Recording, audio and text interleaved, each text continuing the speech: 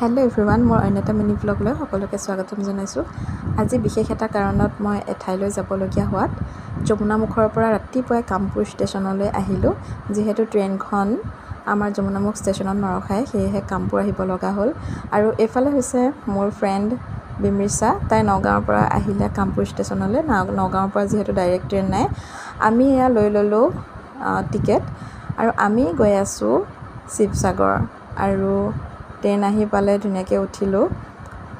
এই গেলা গৰমত মোৰ যিহেতু গাটো একেবাৰে ভাল নাছিলে, গৰম পানী খাই মই জাৰ্ণি কৰিছোঁ, লগতে ORS। আৰু এয়া বহুত দিনৰ পৰা আমি ভাবি থকা আচলতে কাম এটা আছিলে, সেই কামটো সফল কৰিবৰ বাবে আহিলোঁ। এইফালে শিৱসাগৰ আহি পালোঁহি, আমগুৰি ষ্টেচনত নামিলোঁ। এয়া প্ৰিয়ংকা, তাইক লগ পালোঁ। বাকী ভিডিঅ'বোৰত চাই থাকিব দেই, লাইক আৰু ছাবস্ক্ৰাইব কৰিব। বাই।